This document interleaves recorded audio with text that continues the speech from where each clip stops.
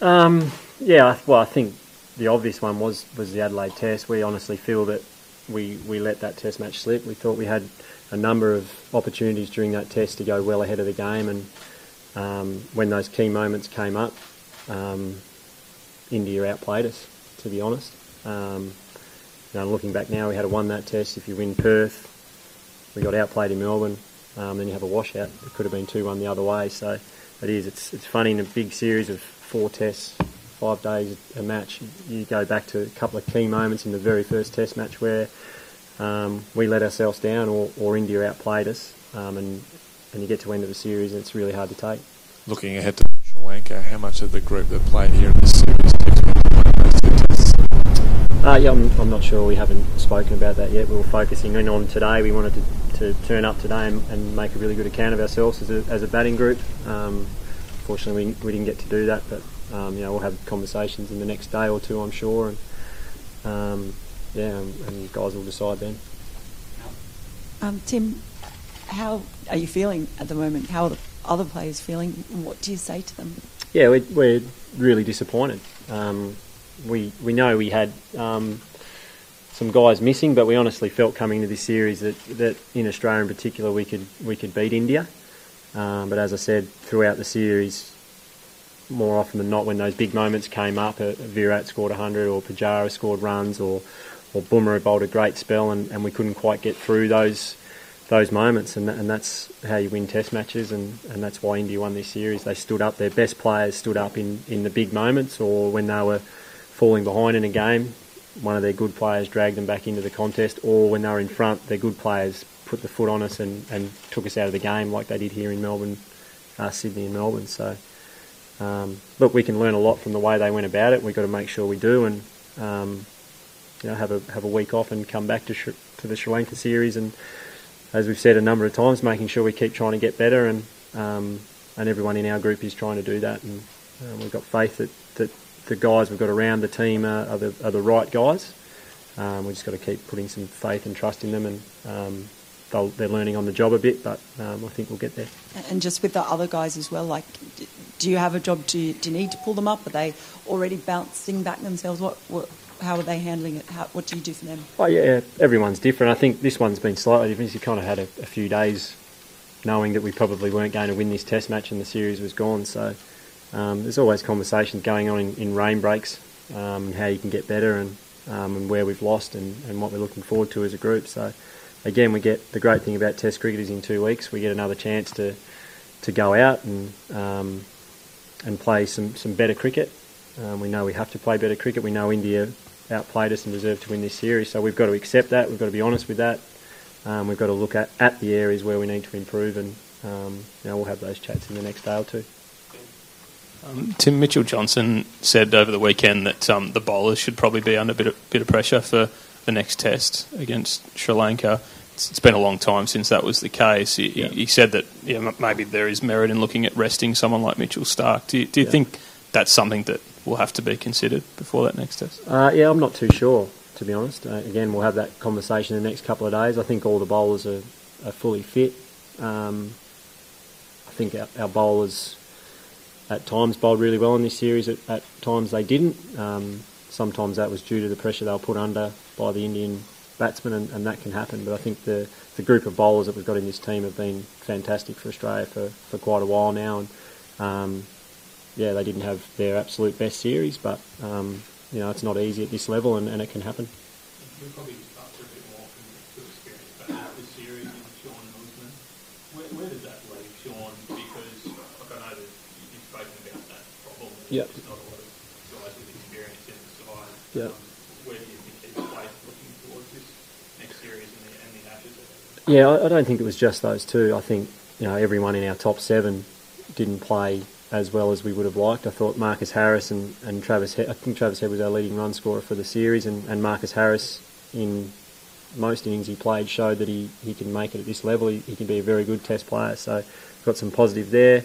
The rest of us didn't score enough runs, so to put that on Uzi and Sean is probably a little bit harsh, but again, both of those players we know are absolute class. We know they can score a lot of runs at this level, so we've got faith with them going forward. And as I said, for selection stuff, it'll go on in the next few days. And at the moment, I'm not in a place to sort of comment on it. Tim, do you think there are areas where you have come out of this series better off, or do you feel roughly in the same place as you were when it started, or perhaps a little worse off from No, I think, again, from a batting point of view, if you look at what Marcus Harris and Travis Head have been able to do, I think they're two examples of guys who might not have played any Test cricket at this stage, and they've got an opportunity through an unusual situation, and I thought both of those guys acquitted themselves really well. The other thing, this attack was seriously good, and I don't think in Australia we've given them enough credit for how relentless. The three quicks bowl with pretty good pace. They're relentless in their pressure. They don't give you much. So it was hard work batting against their attack for seasoned Test players.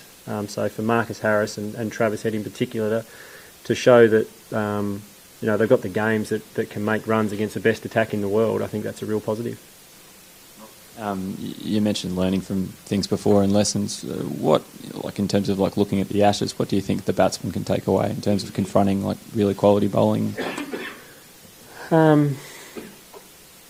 Look, I think again it's the experience at this level that those guys have got now that they wouldn't have got. So if we get to the Ashes next year and Marcus Harris is playing and Travis Head's playing and Marnus is playing, they understand now the pressure and I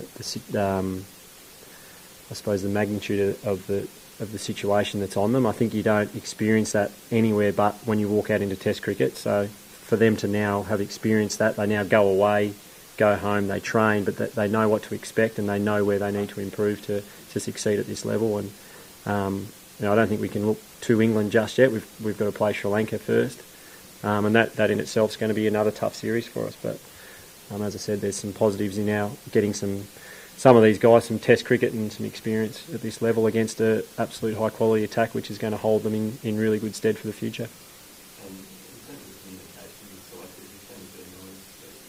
Yeah. Said to those on the fringe of the team, do you think that's an area that can improve, or from your dealings is it sort of all fine?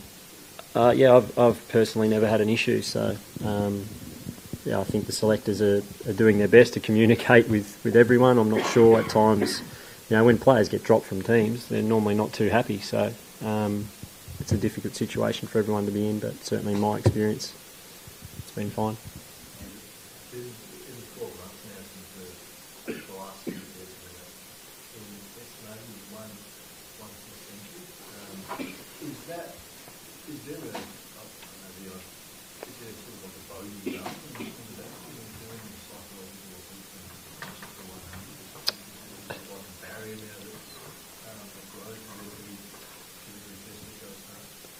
I'm not sure. I think it's probably different for each individual, but clearly we know we're not going to win too many Test matches without scoring hundreds. So it's a huge focus of any Test match batsman. That's what you're judged on. If you're going to bat in the top six in Test cricket, you need to be scoring hundreds. We know that.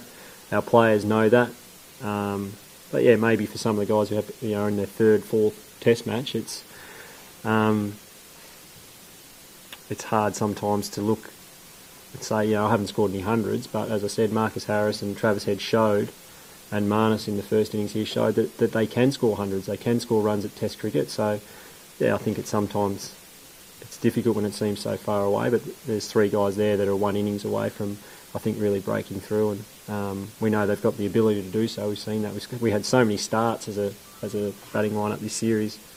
It's just a bit of experience and learning how to convert those, and as I said, getting through tough periods of play and tough spells. Tim, just following up on Robbie's question, over the years different Australian captains have wanted to be selectors, others haven't wanted to be selectors, given that selection is the major talking point at the moment. Yeah. You've got so much experience playing in state cricket and so on. Do you think this would be a decent time for you to go on and become a selector as well? Is that something you'd like to do? Not really, no. I've got enough on my plate at the moment, so look, I'm happy when I'm asked my opinion, I'll give it. I'm happy with that as it is at the moment, and as for down the track, I wouldn't mind to crack it at in about 4 or 5 years. That'd be nice.